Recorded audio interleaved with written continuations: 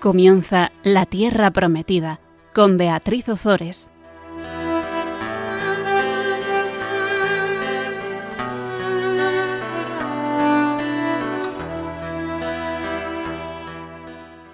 Buenas tardes, queridos oyentes de Radio María. Aquí estamos en el programa La Tierra Prometida, un viernes más. Buenas tardes, Fabián. Buenas tardes, Beatriz. Venga, vamos a invocar al Espíritu Santo.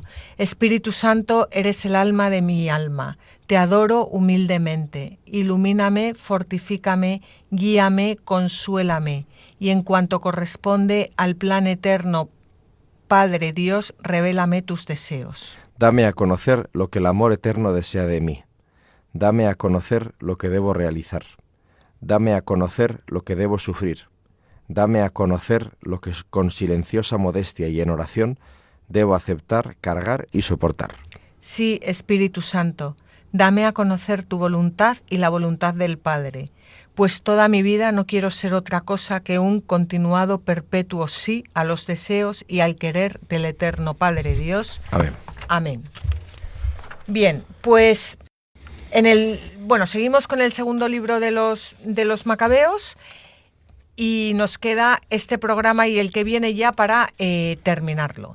En el programa pasado hablamos del sacrificio por los difuntos y del nuevo acuerdo de paz. Veíamos cómo Judas salía victorioso una vez más tras una expedición contra Timoteo y Gorgias, y al trasladar los cuerpos de los soldados caídos a los sepulcros, encontraron que debajo de las túnicas de cada uno de los muertos había objetos sagrados prohibidos por la ley judía.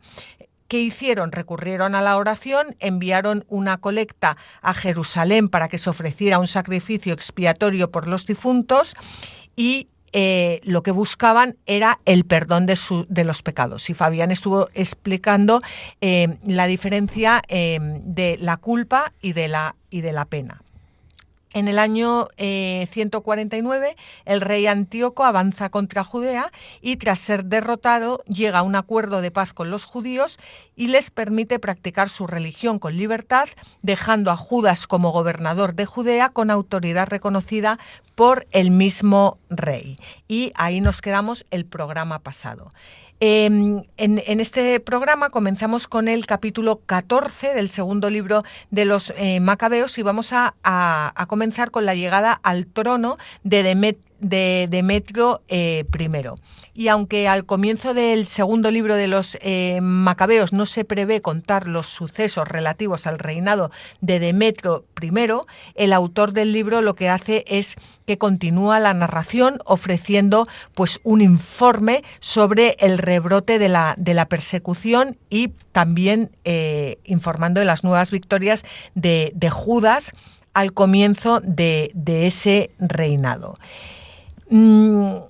Al final, lo que nos está diciendo el libro de los Macabeos es que siempre va a haber una persecución. O sea, todo el Antiguo Testamento está encaminado a la venida y a la victoria de nuestro Señor Jesucristo y aunque vengan momentos de paz, de bienestar, siempre hay un rebrote de persecución.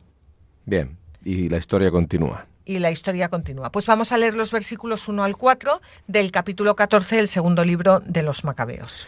Tras un periodo de 3 años llegó a los compañeros de Judas la noticia de que Demetrio, hijo de Seleuco, había atracado en el puerto de Trípoli con muchísima gente armada y una flota, y que se había apoderado de la región después de haber eliminado a Antíoco y a su tutor Lisias. Un tal Alcimo, que había sido sumo sacerdote y que se había contaminado voluntariamente en tiempos de la sedición, considerando que no iba a tener salvación de ninguna manera ni acceso ya al altar santo, hacia el año 151 fue al rey Demetrio, llevándole una corona de oro, una palma y los tradicionales ramos de olivo del templo, y aquel día guardó silencio.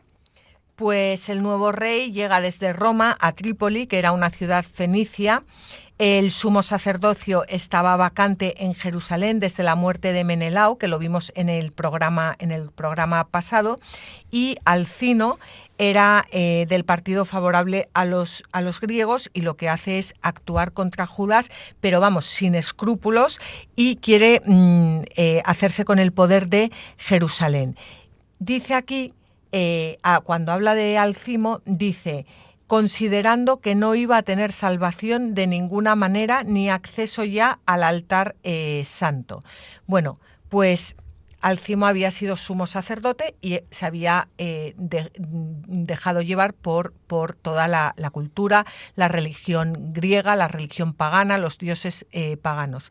Y al igual que veremos después con Judas, uno de los 12 discípulos de Jesucristo, no se abre a la esperanza, no se abre al perdón de Dios. Piensa que su actitud ya no tiene perdón. Y esto ocurre también muchas veces hoy en día, que es lo que es la desesperanza. Pero yo creo, Fabián, que es fruto de no conocer verdaderamente a Dios, de no haber tenido una experiencia verdadera de Dios. Claro, por eso es necesario la evangelización, por eso es necesario evangelizar, porque el ser humano cae en la desesperación o en la frivolidad, que en el fondo es una desesperación encubierta, ¿no? O cae en el egocentrismo, claro, en la soberbia absoluta, ¿no? De pensar que lo va a hacer bien y arreglar todo él. Pero bueno, eso la verdad es que a la mayoría de los seres humanos nos acaba fallando. Entonces caemos en la desesperanza, en la desesperación, ¿no? Que es un pecado, claro, porque es no confiar en Dios. Pero es un pecado si se te ha anunciado el Evangelio. Pero si ni siquiera se te ha anunciado, pues entonces, ¿qué pecado va a haber? Entonces el tema es, pues no hay consciencia voluntaria, etcétera. Entonces, es importantísimo la evangelización, en cualquier momento. Y hoy en día, pues probablemente sea un momento en el que hay más apertura a recibir el anuncio, porque las razones para la desesperación son mucho más evidentes, quizás, que hace unas décadas. Efectivamente. Bueno, pues también recalcar que se presenta ante Demetrio. Demetrio es que había matado a Antíoco y a su tutor Lisias, de los que hablamos en el programa pasado. Y cómo hoy en día nos ponemos en manos de personas que pues como Demetrio, ponemos nuestra esperanza o nuestras ansias de poder o nuestro lo que sea en manos de personas que es que actúan libremente y de forma abierta contra la ley de Dios. Bien. Y nos quedamos tan anchos. Bien. Bueno, bien. O sea, es lo que hay, quiero decir. Es lo que hay. Bueno, pues vamos a continuar leyendo los versículos 5 al 10 del capítulo 14 del segundo libro de los Macabeos. Pero aprovechando el momento propicio a su propia insensatez al ser llamado al consejo por Demetrio y preguntado sobre qué disposición e intenciones tenían los judíos, contestó lo siguiente: los judíos llamados asideos, a los que dirige Judas Macabeo, alientan la guerra y crean sedición, no dejando que el reino consiga tranquilidad. Por eso, yo, despojado de la dignidad hereditaria, me refiero al sumo sacerdocio, he venido ahora aquí, en primer lugar, movido sinceramente por los intereses del rey, y en segundo lugar, preocupado por mis propios compatriotas, pues por la irreflexión de los antes mencionados, toda nuestra raza está no poco empobrecida. Una vez que ya sabes todas estas cosas tú, oh rey, vela por la región y por toda nuestra raza amenazada, de acuerdo con la generosa benevolencia que tienes con todos, pues mientras Judas siga estando presente, es imposible que las cosas vayan en paz. Es imposible como una persona como Alcimo, que ha sido sumo sacerdote, caiga tan Tan bajo. Tan bajo. Los judíos que él llama asideos, que son los que dirige Judas Macabeos, son los judíos piadosos. Es el nombre que se le daba a los judíos celosos de la ley. Y Rábano Mauro afirma que se llamaban asideos aquellos judíos que insistían siempre en el culto divino, y son mencionados y llamados asideos por su asiduidad, como constantes que eran. Así eran Judas y sus colaboradores respecto a la veneración de Dios y a la observancia de la ley. Bueno, pues este tal Alcimo se presenta ante Demetrio, que es un demonio, y le dice que está movido primero por los intereses del rey, o sea que te puedes imaginar lo que le importan, y segundo, preocupado por sus propios compatriotas, que le importan todavía menos que el rey. Y al rey tampoco le importa nada este tal Alcimo. Lo que quiere es servirse de él para acabar con Judas. Claro, por supuesto. Y recuperar, a ver si es posible, el favor real y que le apañe la carrera profesional. Efectivamente. Bueno, pues vamos a ver qué ocurre, versículos 11 al 14 del capítulo 14 del segundo libro de los Macabeos. Después de que éste pronunciara tales palabras, enseguida el resto de sus amigos contrarios a Judas encendieron a Demetrio todavía más. Inmediatamente éste designó a Nicanor, que estaba al mando de los elefantes, y nombrándole estratega de Judea, lo envió con órdenes de eliminar a Judas, de dispersar a los que estaban con él, y de reponer al Alcimo como sumo sacerdote del templo más excelso. Los gentiles de Judea, que habían huido ante Judas, se unieron en masa a Nicanor, pensando que las desgracias y calamidades de los judíos serían ventajas para ellos. Estaba yo pensando ahora, mientras leías esto, que dice aquí que después de que Alcimo pronunciara estas palabras, el resto de los amigos contrarios a Judas encienden todavía más a Demetrio. Y Demetrio se enciende tanto y se encolariza tanto que designa a Nicanor, que estaba al mando de los elefantes, debía ser un puesto muy importante, y le nombra estratega de Judea. Entonces me venía a la mente la diferencia entre un santo y un hombre soberbio. O sea, a un santo no le enciende nadie. O sea, imagínate, por ejemplo, a San Juan, por poner un ejemplo, que ya hay muchos santos, pero me ha venido a la cabeza, San Juan Pablo II. Entonces, tú imagínate que empezaran a encenderle la cabeza contra alguien. ¿Qué hacía él? Rezar más todavía por esa persona y preguntarle a Dios que cuáles eran sus deseos. ¿Qué diferencia entre un santo, entre una persona que tiene su mirada levantada a Dios y un demonio como era este Demetrio, que basta que se le meta caña contra otras personas para que se encienda todavía más? La diferencia entre un santo, entre una persona que mira a Dios y una persona que mira para abajo. Sí, pero la tentación esa la tenemos todos, ¿eh?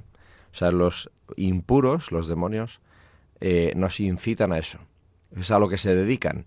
De hecho, las coaliciones infernales son para hacer daño. Los impuros se alían para hacer daño, para oprimir, pero entre ellos se hostigan. O sea, no son colaboradores amistosos entre ellos, sino que solo se juntan para hacer daño. Es justamente la dinámica opuesta a la amistad. Justamente la dinámica opuesta a la santidad, a la comunión de los santos, claro, que la idea es asociarse para el bien, para la construcción, para la bondad, para la belleza. Bueno, entonces tenemos todos, siempre, constantemente, la elección en la mano. Yo me dejo llevar de las mociones, de los impulsos, de los espíritus, de las motivaciones, de las personas, de las compañías, de los comentarios, de las opiniones que sirven para atacar a alguien, para destruir, para beneficiarse, hacer leña del árbol caído, sacar tajada, etcétera, o al revés. Y esto es muy cotidiano, muy frecuente, por desgracia, nuestra tendencia, porque culturalmente y socialmente está muy difundida la conspiración, la corrupción, el cotilleo, el hablar mal, el generar envidia, el generar rencillas, el generar, bueno, la queja. Bueno, todo esto es la dinámica que estamos viendo aquí, ¿eh? Totalmente. Por eso es muy importante siempre rodearnos de personas de oración profunda, de personas buenas, de personas que busquen a Dios constantemente en sus vidas, porque esas son las personas que más nos pueden ayudar. Bueno, pues entonces, el rey Demetrio manda a Nicanor a Judea para que, para que acabe con Judas. ¿Qué va a pasar? Que Nicanor y Judas van a entablar una amistad. Vamos a leer los versículos 15 al 18 del capítulo 14 del segundo libro de los Macabeos. Cuando oyeron hablar de la llegada de Nicanor y de la reacción conjunta de los gentiles, se cubrieron de polvo y empezaron a rezar al que por los siglos ha establecido a su pueblo y protege siempre a su heredad con sus manifestaciones. El jefe se puso al frente y partiendo de allí inmediatamente se enfrentó con ellos junto a la aldea de Esau. Simón, el hermano de Judas, ya había atacado a Nicanor, pero al final había quedado derrotado a causa de una imprevista aparición silenciosa de los enemigos. Sin embargo, habiendo oído Nicanor la bravura que tenían los compañeros de Judas y su valentía en los combates por la patria, tuvo miedo de resolver la situación por la sangre. Por eso envió a Posidonio, a Teodoro y a Matatías a ofrecer y aceptar la mano derecha. Bueno, Nicanor conoce la valentía de los compañeros de Judas y tiene miedo a ser derrotado. Ya había sido derrotado una vez y tiene miedo a ser derrotado otra vez.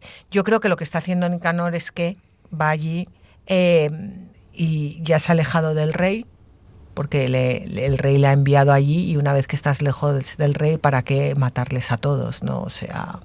Porque a lo mejor Nicanor no era tan malo, ¿no? Pero, bueno, lo de ofrecer y aceptar la mano derecha se entiende bien. Es un gesto de cordialidad, de acogida y de confianza mutua. Porque la mano derecha es la mano del arma, con que se sostiene el arma, ¿no? Entonces, si tú le ofreces a alguien la mano derecha es porque no le vas a atacar, sino que vas a juntarla con la suya, ¿no? Es un acto de confianza mutua y de buena fe. Y es lo que está intentando hacer ahora Nicanor con Judas. Y hay aquí una cita, ¿no? Un título que se le da, una vez más, recuperando, como ya habíamos dicho en el programa anterior, que empieza una etapa del libro en el que el autor no dice Dios, sino que usa títulos para referirse a Dios reconociendo su grandeza, ¿no? La alabanza que hace de Dios. Y dice... comenzaron a rezar al que por los siglos ha establecido a su pueblo y protege siempre a su heredad con sus manifestaciones. Ese es Dios, el que por los siglos ha establecido a su pueblo y protege siempre a su heredad con sus manifestaciones. ¡Qué maravilla! Sí, y luego, claro, te dicen, no, hay que buscar siempre lo ordinario, porque parece como que tenemos un Dios ordinario. No, nuestro Dios es extraordinario y sus acciones son extraordinarias. También. Y sus manifestaciones También son extraordinarias. No hay que buscar cosas raras, hay que buscar a nuestro Dios que es extraordinario. Vale, de acuerdo con lo que quieres decir. Pero... al mismo tiempo, la madurez de la fe es en la vida ordinaria. Eso es verdad. Pero no puede ser que por tirar el agua sucia se vaya el bebé detrás. Entonces, claro que hay que estar abiertos a olisquear, a reconocer y a bendecir a Dios en sus manifestaciones como es un Dios extraordinario. Es verdad. Claro, pero sus manifestaciones en la vida ordinaria también son extraordinarias. De acuerdo. Si nos abrimos a la gracia y las meditamos y las vemos. Y ya solo el hecho de que estemos aquí es extraordinario. Uh-huh. Sí, sí. Que existamos, dices, ¿no? Sí, que existamos y que vivamos. Sí, sí. Bueno, pues vamos a leer ahora los versículos 20 al 25. Simplemente... a mí es una historia esta de Nicanor con Judas que me ha golpeado mucho, porque vamos a ver cómo Nicanor se hace amigo, o sea, entablan entablan una muy buena amistad. Pero vamos a ver cómo Nicanor no es un hombre libre y al no ser un hombre libre no podrá llevar la amistad con Judas a plenitud. Porque no es libre, no puede ser leal. Exacto. Sí, es muy importante esto. Muy importante, sí. Tras hacer un detallado análisis de aquellas propuestas y haberlo comunicado el jefe a la tropa, como se vio que la opinión era unánime, accedieron a las propuestas de paz. Determinaron el día en el que irían a solas al mismo lugar. Acudió un carro de cada parte y colocaron unos asientos. Judas puso hombres armados situados en los lugares estratégicos, no fuera que se produjera de repente alguna mala acción por parte de los enemigos. Pero tuvieron la reunión con armonía. Nicanor se entretuvo en Jerusalén sin hacer nada impropio y despidió a la multitud que se había unido a él en tropel. Continuamente tenía a Judas en su presencia, pues se sentía inclinado afectuosamente a este hombre. Le exhortó a que se casara y tuviese hijos. Judas se casó, tuvo tranquilidad y disfrutó de la vida. Bueno, disfrutó de la vida un ratito. Poco. Sí.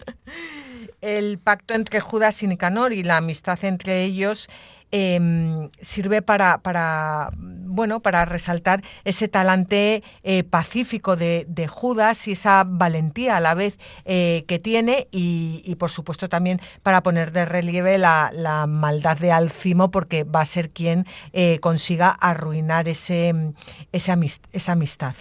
Y luego en el último versículo, en el 25, dice: le exhortó a que se casara y tuviese hijos. Judas se casó, tuvo tranquilidad y disfrutó de la vida.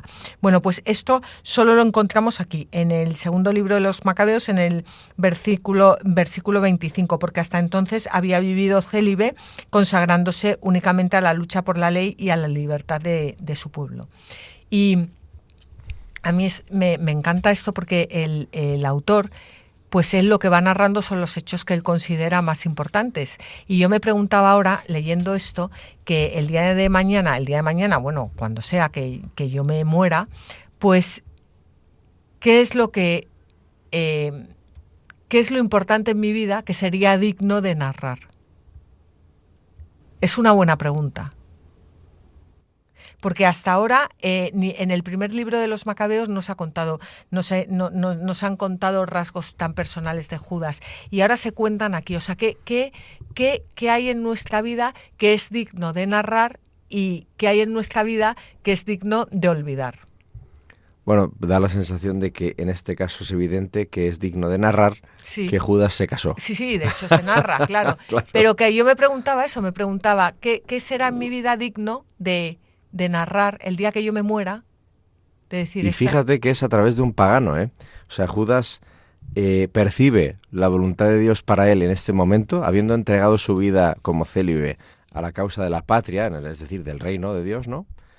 Y por un pagano, Judas identifica que efectivamente ha llegado el momento de casarse, es decir, de cumplir con una expectativa, un derecho y en principio también una cierta obligación en el pueblo judío, ciertamente, de contraer matrimonio, ¿no? Y casarse y tener hijos, porque se espera de un varón que haga eso, porque el pueblo necesita tener descendencia, ¿no? Perpetuarse, para que la alianza pueda mantenerse con Dios. Entonces, y sin embargo, en la vida de Judas no había llegado el momento todavía. Y cuando ya ha pasado la juventud, entonces, por boca de un pagano, Judas entiende que efectivamente la madurez es el momento en el que le ha llegado a él el turno de contraer matrimonio. Bien, pues es llamativo efectivamente que surja esto hoy, precisamente como dato de la historia de la salvación. Bueno, pues vamos a hacer un breve descanso y después continuamos con la historia, con la amistad entre Judas y Nicanor.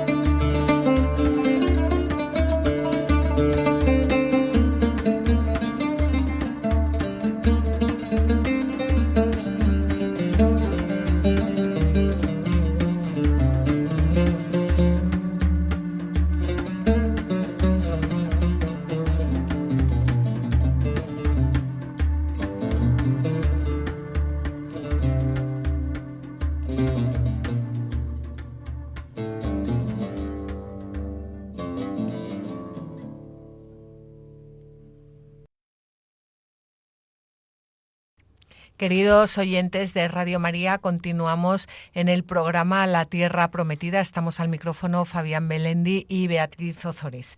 Estábamos hablando de la amistad que habían trabado Judas y Nicanor. Nicanor ha sido enviado por el rey Demetrio, un rey malísimo que ha matado a Antíoco y a su tutor Lisias, y le envía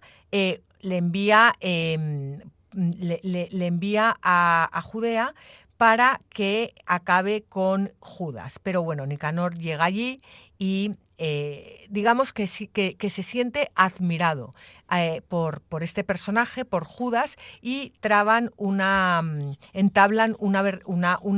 buena amistad. Pero tenemos detrás a Alcimo, que había sido sumo sacerdote, que se había contaminado por la religión pagana y que es malo, no, lo siguiente, es malísimo, y va a acabar con esta relación que se ha forjado entre Judas y Nicanor. Vamos a leer los versículos 26 al 27 del capítulo 14 del segundo libro de los Macabeos. Alcimo, viendo el buen entendimiento entre ellos, tomó los tratados de paz establecidos y fue a Demetrio. Le contó que Nicanor tenía sentimientos contrarios a los intereses del gobierno, pues había designado como sucesor suyo a Judas, el conspirador contra el reino. El rey se puso furioso y se irritó a causa de las acusaciones de aquel perverso. Luego escribió a Nicanor diciéndole que estaba muy descontento de los tratados y ordenándole que inmediatamente enviara preso a Antioquía al Macabeo. Bueno, pues fíjate que Alcimo, primero, no soporta el buen entendimiento entre Judas y Nicanor, porque lo que quiere es que Nicanor cumpla las órdenes de Demetrio y que acabe con Judas. Exacto, pero si te fijas, perdona que te interrumpa, sí, las motivaciones con las que Alcimo fue al rey a hablarle de Judas era por la estabilidad de su patria, sí, y el bien de sus ciudadanos. Sí.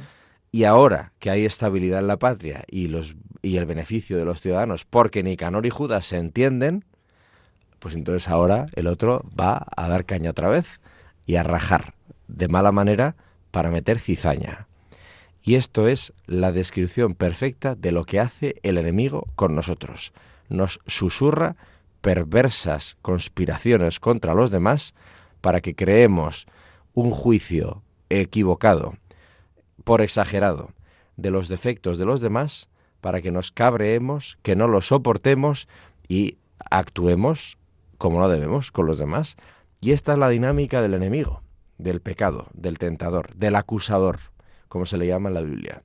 Y nos pasa a todos, muchas veces, y caemos como si fuéramos tontos. Y nos perjudica, y nos destruye la vida, y destruye familias, y destruye amistades, como en este caso, y destruye matrimonios, y destruye ambientes laborales y destruye ambientes sociales, deportivos, comunitarios, eclesiales. ¿Esto es así? Totalmente, totalmente.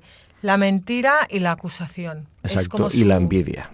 Bueno, claro, la mentira, la acusación y la envidia. Y el santo es la verdad, el perdón Y la humildad. y la humildad. La humildad de la alegría y de la paz. Sí. Y de construir juntos, cada uno con sus dones y en sus momentos oportunos. Efectivamente. Bueno, pues este Alcimo era un... Claro, lo que pasa es que, como dicen, Dios los cría y ellos se juntan, porque claro... El otro sí, se sube al carro, claro. claro, si el rey Demetrio fuera un santo... Pero nosotros somos Demetrio. Y Total, Alcimo claro. es el tentador con nosotros. Sí. Estemos atentos. Totalmente, claro que sí. Bueno, pues vamos a continuar con los versículos 28 al 33. Cuando le llegaron las órdenes, Nicanor quedó confuso y se sentía disgustado de tener que incumplir lo acordado, sin que aquel hombre hubiese hecho nada injusto, puesto que no era posible obrar en contra del mandato del rey. Buscaba el momento oportuno para llevarlo a cabo con alguna estratagema. Pero el macabeo, observando que Nicanor se comportaba con él de forma más fría y que el trato acostumbrado se volvía más áspero, dándose cuenta de que aquella frialdad no provenía de nada bueno, reunió a no pocos de los suyos y se ocultó de Nicanor. Este, comprendiendo que aquel hombre le había tomado noblemente la delantera, se presentó en el templo más excelso y santo mientras los sacerdotes ofrecían los sacrificios prescritos, y ordenó que le entregaran a aquel hombre. Como afirmaran con juramento que no sabían dónde estaba el que buscaba, extendiendo la mano derecha hacia el templo, juró esto: si no me entregáis preso a Judas, arrasaré este santuario de Dios, destruiré el altar, y ahí levantaré un templo a Dionisos Epífanes. Fíjate, primero, bueno, a Nicanor le llegan las órdenes de que acabara con la vida del macabeo. Y dice que se queda confuso y a la vez disgustado por tener de tener que incumplir lo acordado con Judas. Confuso y disgustado. O sea, es como cómo va cediendo al mal, al maligno. No dice esto es injusto, no. Confuso, ahora qué hago, y disgustado de decir, bueno, yo ya me había hecho amigo de este, ya lo tenía todo resuelto, y ahora confuso y disgustado. Dice, sin que aquel hombre hubiese hecho nada injusto. Reconoce, como Pilatos ante Jesús, reconoce que Judas no ha hecho nada que esté mal. Pero claro, dice aquí, como no era posible obrar contra el mandato del rey, ya ha elegido el bando. Ya lo ha elegido, porque si llega a obrar contra el rey, es despojado de su cargo, la orden de muerte iría también para él, ya ha elegido. O sea, prefiere acabar con la vida de un hombre justo que Nicanor podría haber ido a ver a Demetrio. También. Y decirle: Majestad, ¿qué le han dicho de este hombre para tener semejante orden? Sí. Pues vengo a contarle lo que yo estoy viviendo allí, con él, para informarle bien. Y no lo hizo. Exacto. O sea, que eso también sería un pecado de omisión. Claro. Porque muchas veces nos olvidamos de los pecados de omisión. Y dice, busca el momento oportuno para llevar a cabo lo que le ha mandado el rey, ¿no? El asesinato. Y Judas, cuando ve el comportamiento de Nicanor, que es un comportamiento más frío, se da cuenta de lo que ocurre. Y esto me ha recordado, pues muchas veces, ¿no?, que estás acompañando personas o tienes amigos o tal, y que ocurre, por ejemplo, en los matrimonios. Hay un momento en el que se da una infidelidad que a lo mejor no es una infidelidad sexual, pero que es una infidelidad pues porque uno le abre el corazón a una amiga, y la mirada se enfría. y la otra persona no sabe lo que ha pasado, Pero sabe que ha pasado algo. pero sabe que ha pasado algo. Y el otro se defiende diciendo, la otra, no, si no ha pasado nada, porque bueno, no ha todavía pasado nada, ¿no? Pero sí ha pasado que, o sea, como tantas veces con las amistades y percibimos una frialdad en la otra persona que nos pone en alerta y que en la comunión no hay frialdad. Sí, así es. Entonces, es que esto del Antiguo Testamento es impresionante, ¿no? Porque es la descripción de la vida real sin Cristo. Sí, totalmente. Es que es eso. Pero me encanta. No ha llegado Cristo todavía. Este punto es que a Judas le bastó nada. Mirar a Nicanor. Para o sea, percibir que había para algo. percibir Sí. que había algo. Ujú. Y claro, Nicanor se da cuenta y entonces ya pues la persona que sabe que está actuando mal, que pues ya se pone a la defensiva y ya empieza. Y Alcimo es el antiguo sumo sacerdote. Exacto, sí. Suma jerarquía del organigrama religioso de Israel, del pueblo de Dios. Y este señor, Nicanor, va a perseguir a Judas y va al templo en el momento en que los sacerdotes están ofreciendo los sacrificios prescritos. Y les dice, me lo vais a entregar. No sabemos dónde está. Bueno, pues si no lo hacéis, destruiré este santuario de Dios, destruiré el altar y ahí levantaré un templo a Dionisos Epífanes. O claudicáis y os corrompéis conmigo, o os arrasaré el chiringuito. Esta es una tentación siempre posible para la jerarquía de la Iglesia. Entregarse al mundo o perder el chiringuito. Bueno, pues aquí todo el mundo tiene su cupo de tentaciones. Sí, la tentación al final siempre viene del demonio y el demonio no es tan creativo. Se repite, Claro, sí. Porque la creatividad es fruto Por de... desgracia no le hace falta. Sí. Bueno, pues vamos a continuar con los versículos 34 al 36 del capítulo 14 del segundo libro de los Macabeos. Tras decir esto se marchó. Los sacerdotes, levantando las manos hacia el cielo, invocaban al que en todo momento es defensor de nuestro pueblo, diciendo así: Tú, Señor de todas las cosas, que no tienes necesidad de nada, te has complacido en que el templo de tu morada esté entre nosotros. Ahora, oh Santo, Señor de toda santidad, guarda para siempre incontaminada esta casa que ha sido purificada hace poco.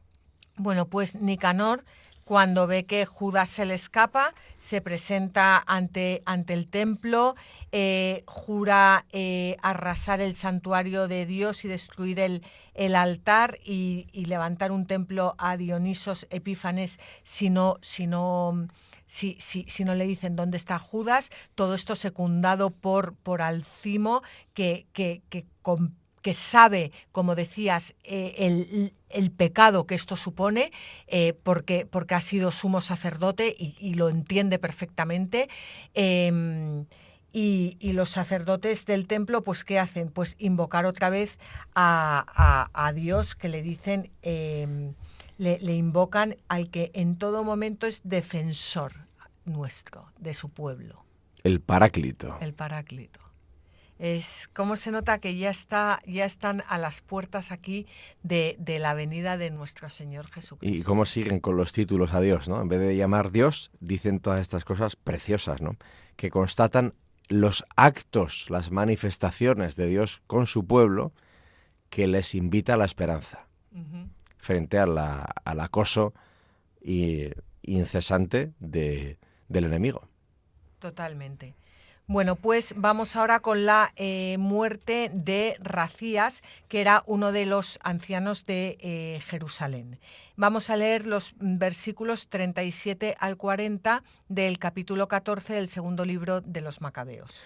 Racías, uno de los ancianos de Jerusalén, fue denunciado a Nicanor.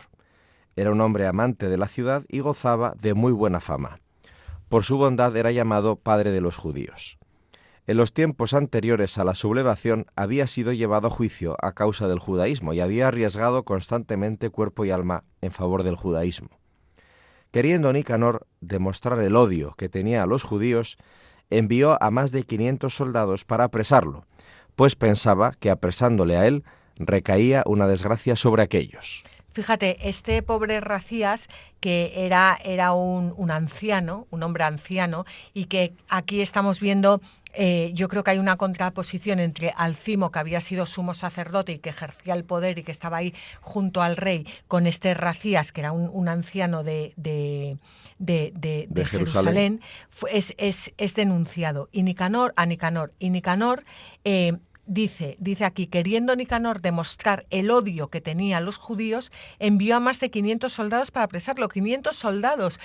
A por un imagínate anciano. a los bestias esos ahí vestidos, y a por un anciano, 500 soldados. Sí, mucho temía no alcanzarlo al anciano. Es impresionante. El miedo, ¿no? El miedo a perder la operación. 500 soldados. Bueno, y vamos a ver qué es lo que ocurre. Y por cierto, manda 500 soldados, es como cuando Jesús en Getsemaní le mandan los soldados de la guardia del templo, ¿no? También. Y les dice, habéis salido al campo con soldados, con palos y antorchas a buscarme, si me teníais todos los días a mano en el templo, que venís aquí a buscarme como si fuera a ofrecer resistencia, ¿no?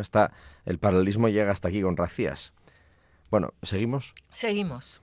Cuando aquella chusma estaba a punto de tomar la torre, forzando la puerta del patio y ordenando traer fuego y quemar las puertas, él, al encontrarse rodeado por todas partes, se clavó la espada en el vientre, prefiriendo morir noblemente antes que caer en manos de los impíos y recibir injurias indignas de su nobleza.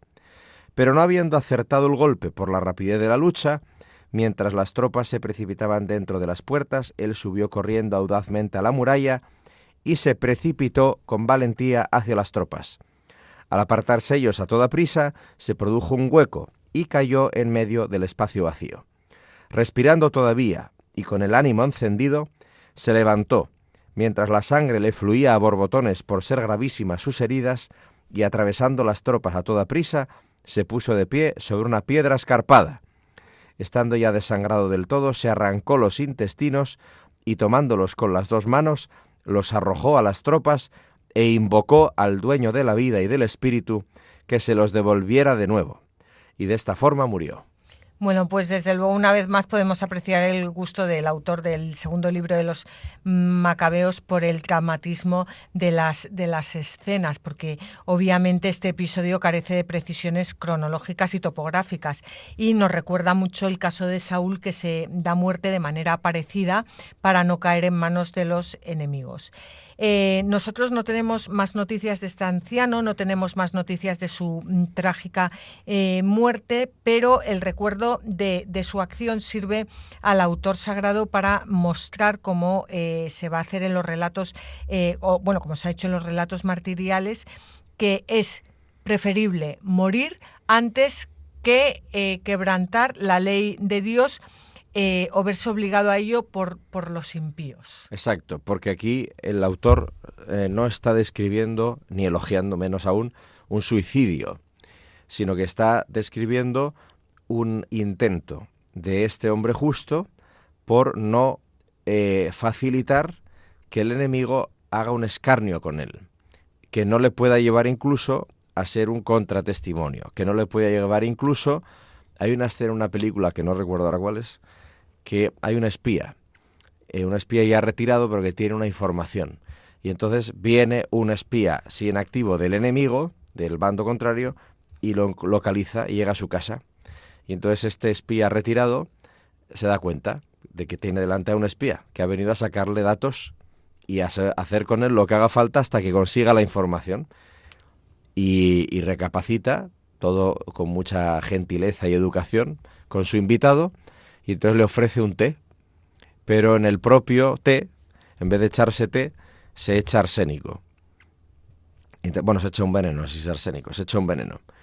Y él consume su propio veneno, invitando al otro espía a un té, y se suicida. Pero no se está suicidando, no está renegando de la vida, sino que está evitando un mal mayor ante una pérdida, un mal que no puede evitar, que es que va a morir, porque lo va a matar el otro a fuerza de torturas hasta que consiga la información.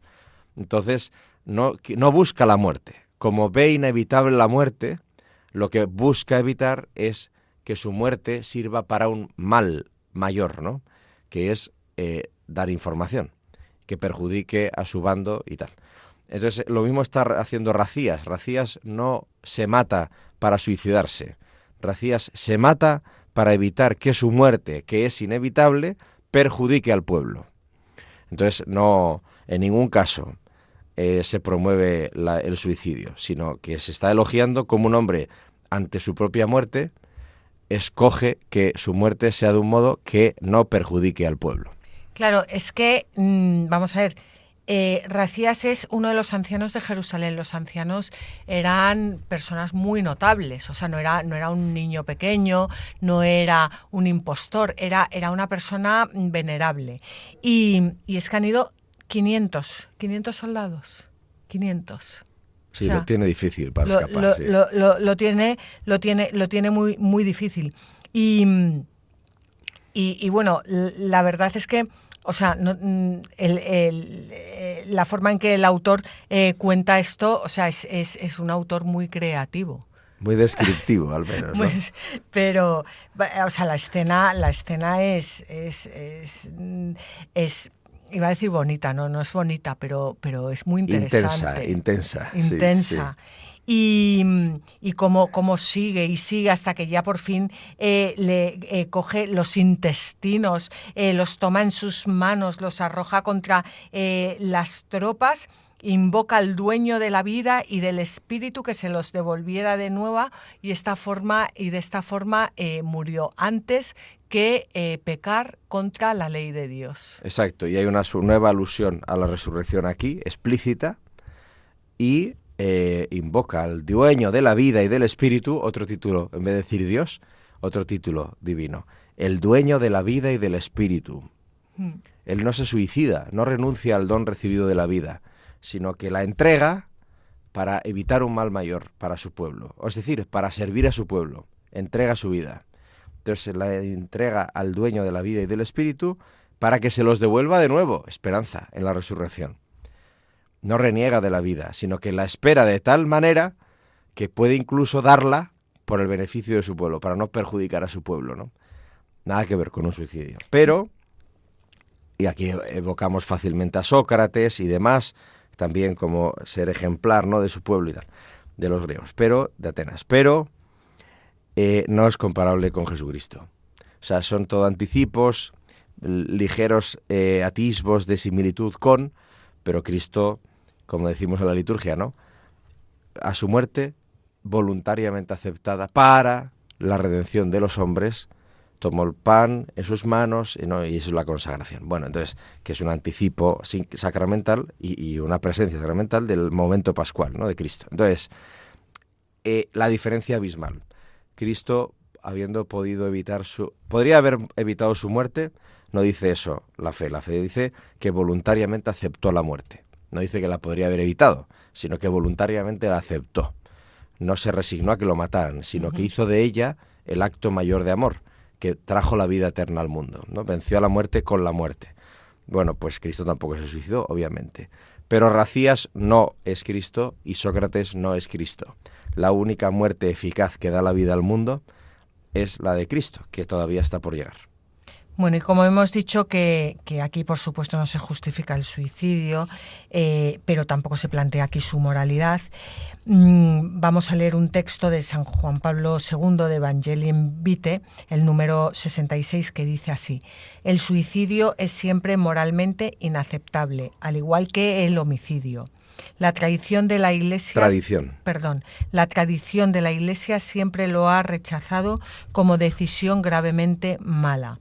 Aunque determinados condicionamientos psicológicos, culturales y sociales puedan llevar a realizar un gesto que contradice tan radicalmente la inclinación innata de cada uno a la vida, atenuando o anulando la responsabilidad subjetiva, El suicidio, bajo el punto de vista objetivo, es un acto gravemente inmoral, porque comporta el rechazo de amor a sí mismo y la renuncia a los deberes de justicia y caridad para con el prójimo, para con las distintas comunidades de las que se forma parte y para la sociedad en general. En su realidad más profunda, constituye un rechazo de la soberanía absoluta de Dios sobre la vida y la muerte. Pero, dicho esto, siempre nos ponemos en manos de Dios y quedamos abiertos a la esperanza de aquel que todo lo puede y a quien todo le sirve para bien. Y todo lo conoce. Y ¿no? todo lo Como conoce. decía el cura de Ars cuando se suicidó uno en su pueblo. Sí. Y se tiró de un puente y se mató, ¿no? Y le preguntaban, señor cura, ¿se ha condenado? Y él se quedó un momento pensando y respondió, los únicos que estaban entre el puente y el suelo eran aquel hombre y Dios. Eso es lo que podemos decir nosotros, ¿no? Solo Dios sabe qué pasó en el último instante. Si hubo rendija a la gracia, solo Dios lo sabe. Nosotros nos corresponde desearle la vida eterna, la beatitud, el cielo, rezar por él y eso es lo que nos toca a nosotros. Efectivamente. Pues con esto terminamos nuestro programa y os recordamos que podéis escribirnos al mail latierraprometida@radiomaria.es. También podéis pedir este programa y los anteriores en el teléfono de Radio María 91 822 8010, a través de la web www.radiomaria.es. Podéis escucharlo también en el blog latierraprometida.es y como siempre os animamos a que cojáis vuestras Biblias y no dejéis de leerlas, meditarlas y rezarlas, porque en los libros sagrados el Padre que está en los cielos sale amorosamente al encuentro de sus hijos para conversar con ellos.